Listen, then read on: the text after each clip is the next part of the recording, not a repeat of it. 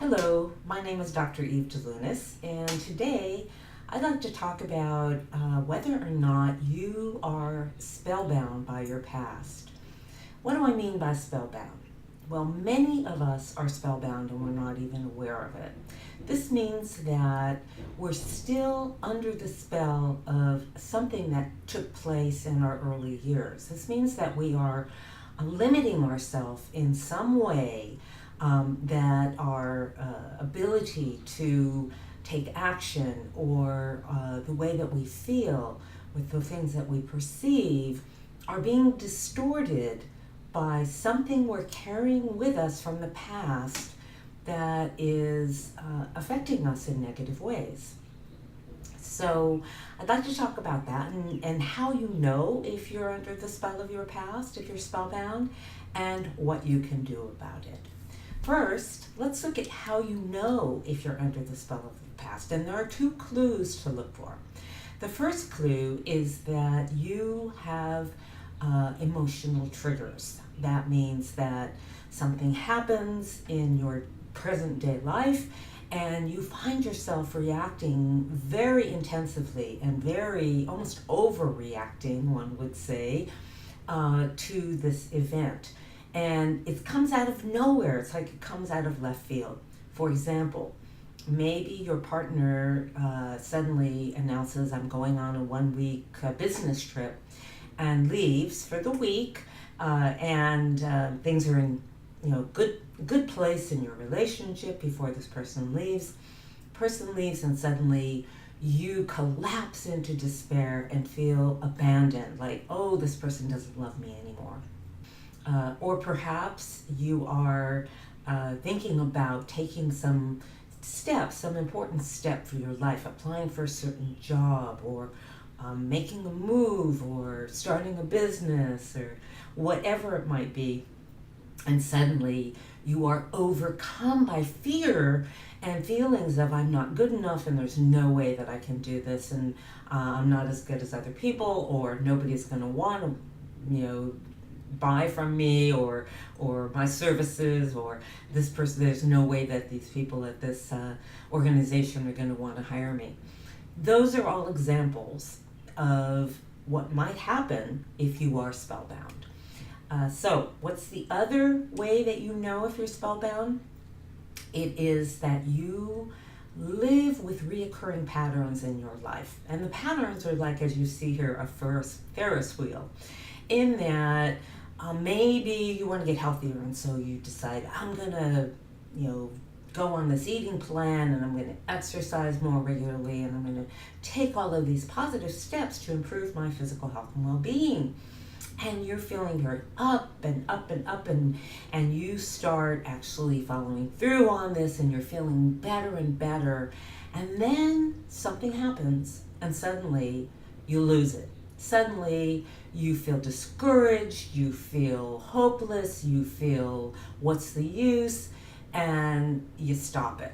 And you think, see, who did I think I was that I could get healthier? That's just not something that I can do. It's never worked before. It's not going to work now. I don't have what it takes. I don't have the willpower, or I don't have the body type, or whatever it might be that you tell yourself. That's an example of a reoccurring pattern. And these patterns can happen in your relationships. You always end up with the same kind of person. You don't think it's the same kind of person, but as you get more and more into the relationship, you discover that you're with somebody, for example, who's very, very controlling. Or you're with somebody who you can't trust, or you're with somebody who, even worse, abuses you in some particular way. And this happens again and again and again in your life, and you vow, I'm not going to do this, but it happens again. Well, all of these are indicators that you are spellbound. And what's happening when you're spellbound is that these are signs from your deeper self, from your subconscious, that there's something within you needing to be addressed, needing to be healed, something that is calling out to you and saying, hey, I'm still here from your past. Notice me and help me by, healing this issue from the past, so that I don't have to continue to be on this this Ferris wheel so that I don't have to continue to have these emotional triggers. So let's talk about what can you do if you are under the spell of your past. And there are lots of things you can do. You don't have to continue this way. You can heal. Now, if there are incidents from your past that are highly traumatic, for example, maybe you were, heaven forbid, you were sexually abused or badly physically abused or emotionally abused, or there was a big trauma in your life, a big fire, for example, that took out your neighborhood or something like that. It's probably a good idea as you look at awakening from your spellbound past to actually go ahead and work with a therapist. That's going to be what I would recommend when you're dealing with something really, really heavy like that. For most of the incidents that keep us spellbound, surprisingly, they are traumatic for us as we're growing up as children, but they're not extreme.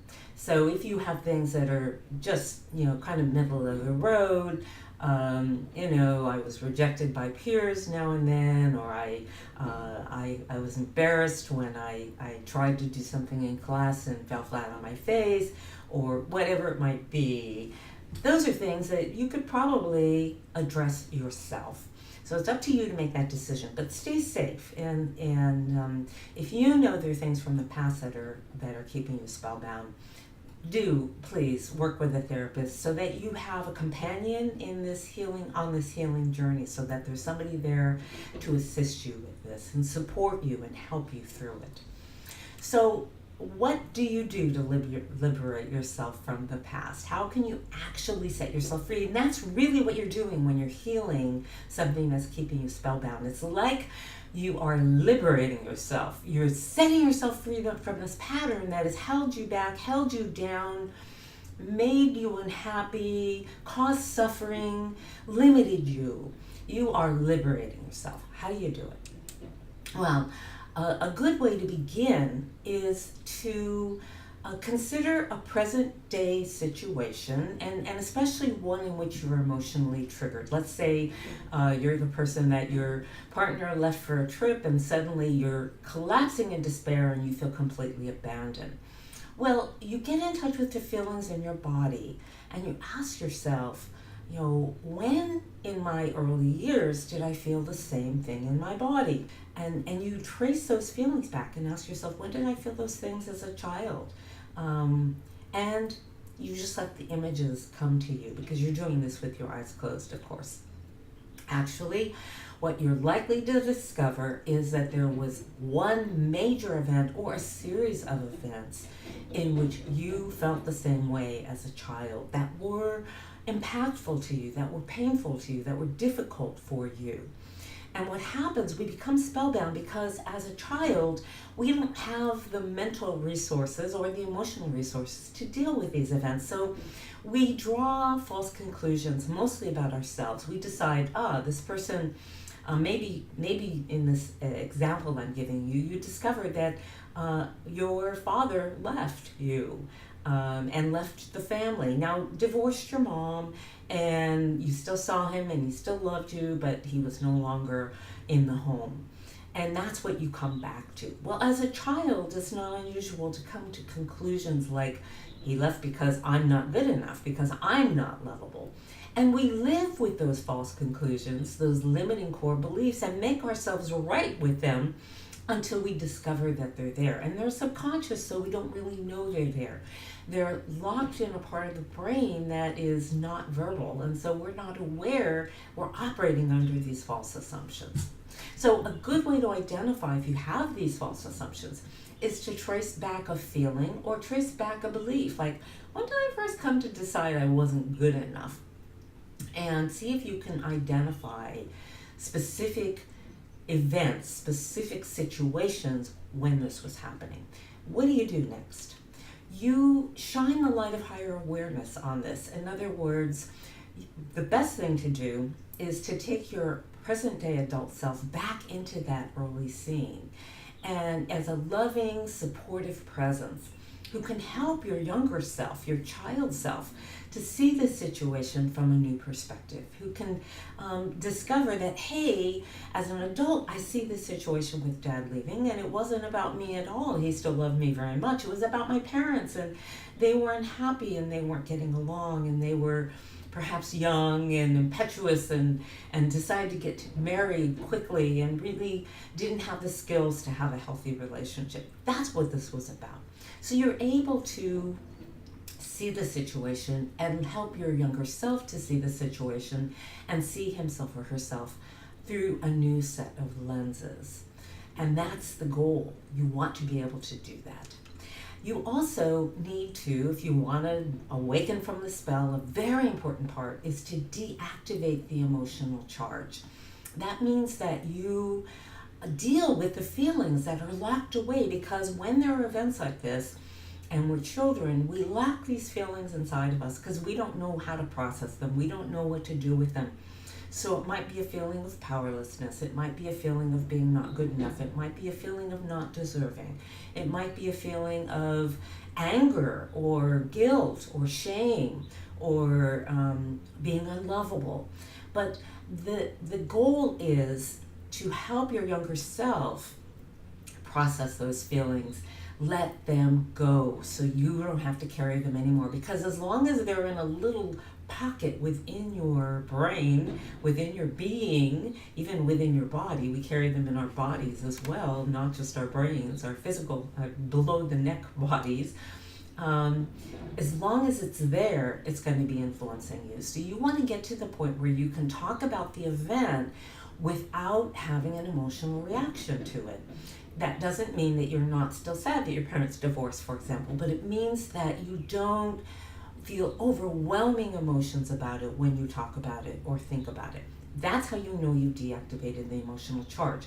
So until you've done that, you're going to be under the spell of your past. But once you've deactivated the emotional charge, you've taken a huge step in releasing yourself from its hold. And that means you're less likely to be triggered.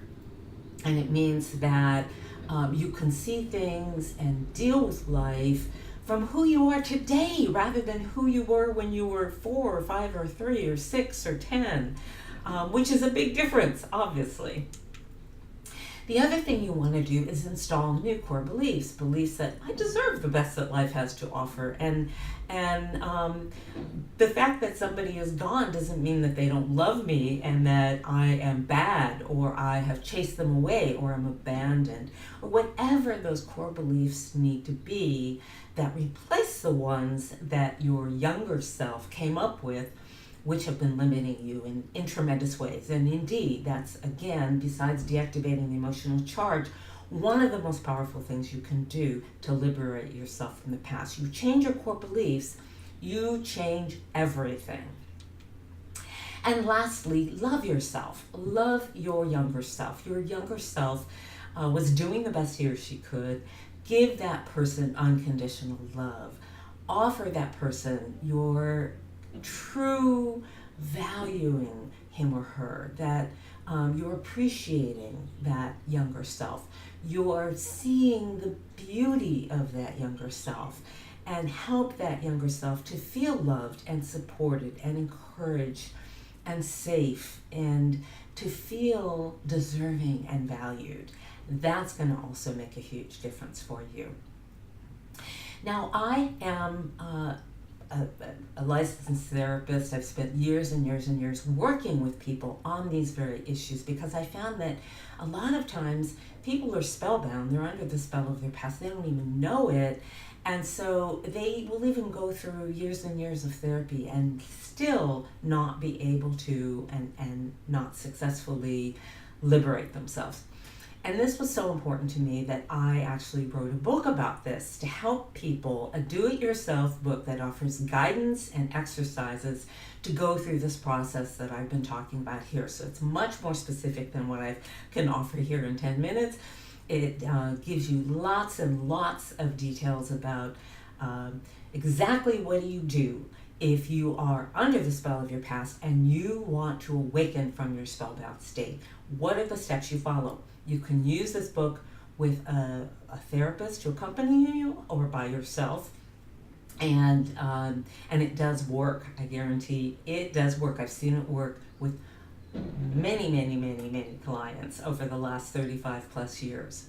So the book is called New Science, New Brain, New You. I put the information about the book down below. And if you're interested, it is on Amazon. I put the link there. Available as a softcover book as well as a Kindle book. So thank you for watching. I hope this is of help to you. Visit my website at evedelunas.com.